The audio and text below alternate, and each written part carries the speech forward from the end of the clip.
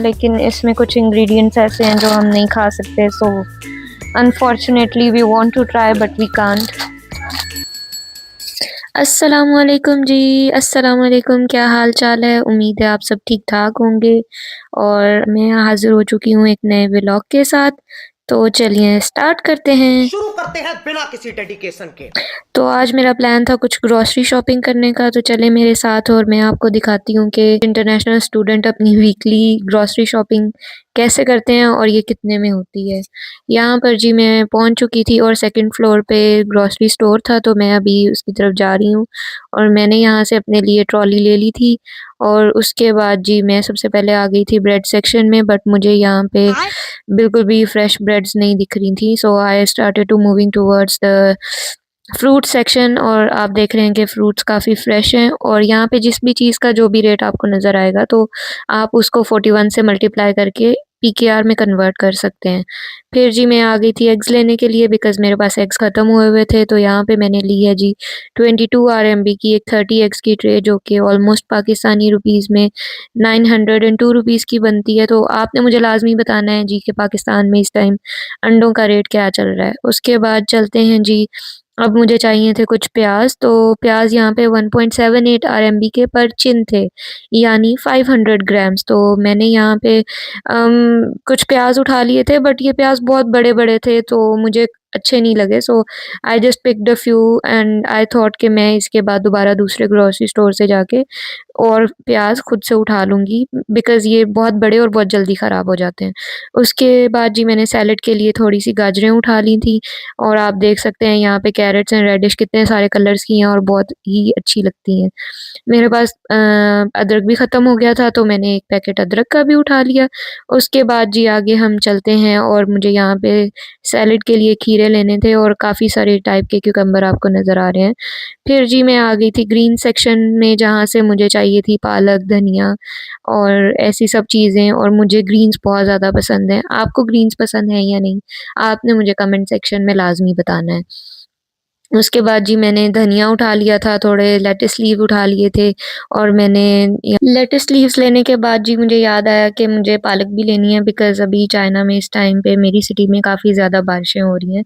तो बारिश में पकोड़े खाने का तो अपना ही मज़ा है, और पकोड़े में पालक ना हो तो बिल्कुल भी मज़ा नहीं आता। क्या ख़्याल है आपका इस बारे में? फिर मैंने जी यहाँ पे पालक ली है। और जी हम पाकिस्तानी अपनी आदत से मजबूर होते हैं, हमने छान-बीन पूरी करनी होती है, तो मैंने ढूँढ-ढूँढ के पीछे से एक पैकेट निकाला और फिर मेरे दिल को तसल्ली हुई कि जी यही मुझे लेना चाहिए। पालक लेने के बाद मैं आ गई थी यहाँ पे कैप्सिकम्स लेने के लिए, लेकिन कैप्सिकम्स बहुत ज़्यादा बड़ी-बड़ी थी, जो कि मुझे बिल्कुल भी अच्छी नहीं लग रही थी। तो उसके बाद जी चाइना में एक चीज़ ये है कि आपको फ्रूट सेक्शन में या ब्रेड सेक्शन में समटाइम्स कोई न्यू एडिशन अगर आती है या कोई सीज़नल न्यू फ्रूट आता है, तो वो इस तरह साइड पे रखते हैं ताकि आप टेस्ट करके ले ऐसे तो नहीं सकें। होता है। फिर जी मैंने एक फ्री टेस्टर उठा के खाया और उसके बाद जी मुझे अपना फेस वॉश लेना था।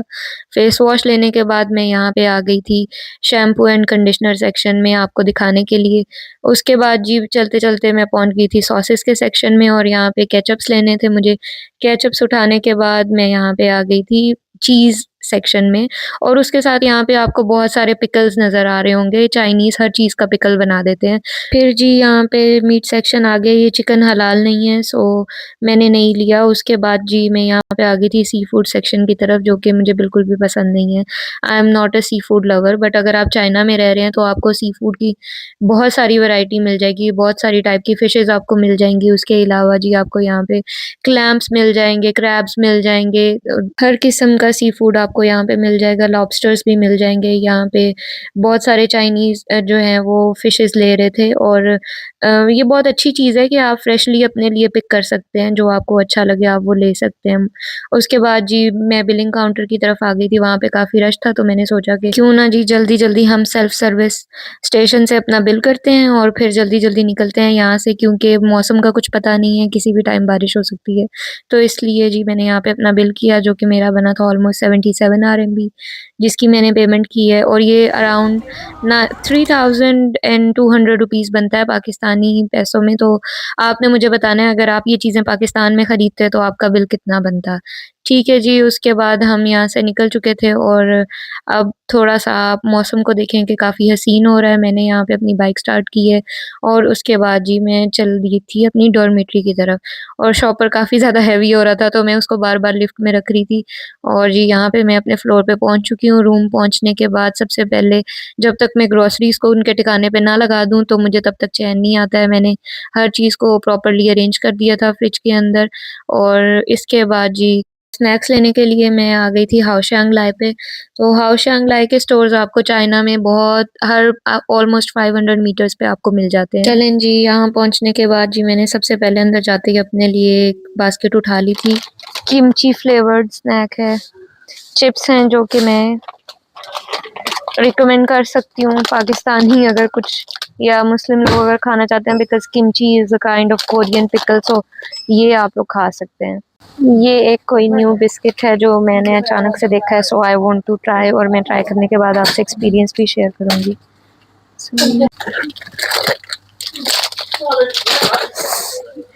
ये बुलदक रामियन है लेकिन इसमें कुछ इंग्रेडिएंट्स ऐसे हैं जो हम नहीं खा सकते, so unfortunately we want to try but we can't. जी, तो ऐसा नहीं है कि बिल्कुल भी हलाल स्नैक्स नहीं मिलते। कुछ स्नैक्स के ऊपर हलाल लिखा होता है, सो हम वो ट्राई कर सकते हैं। बट या फ्लेवर जो है वो चाइनीज़ प्रेफ़रेंस के अकॉर्डिंग ही होता है, तो फ्लेवर से आप ज़्यादा एक्सपेक्ट नहीं कर सकते। कोई भी ऐसी चीज़ नहीं है जो चाइनीज़ लोगों ने प्रिज़र्व ना की हो। अब ये एग्स हैं प्रिज़र्व्ड, यहाँ पे सॉसेजेस वग़ैरह हैं और काफ़ी सारी वैरायटी के एग्स मिल जाएँगे, डिफरेंट फ्लेवर्स। सिंस मैंने ये कभी ट्राई नहीं किए, सो मैं ये तो नहीं बता सकती कि इनका फ्लेवर कैसा है, बट या काफ़ी सारे ऑप्शंस यहाँ पे मिल जाते हैं आपको स्नैक्स के। यहाँ पे कुछ स्नैक्स जो हैं वो आपको बाय वेट भी मिलते हैं और चाइना में जो है वो वेट का क्राइटेरिया चिन है, यानी 500 grams not 1 KG. So these Skittle jellies are for 19.8 yuan पर चिन। तो आप बाय वेट भी इन चीज़ों को ख़रीद सकते हैं और कुछ चीज़ें बाय प्राइस होती हैं just like this Cola jelly, तो ये आपको 1 RMB का एक 20 ग्राम का पाउच मिलेगा।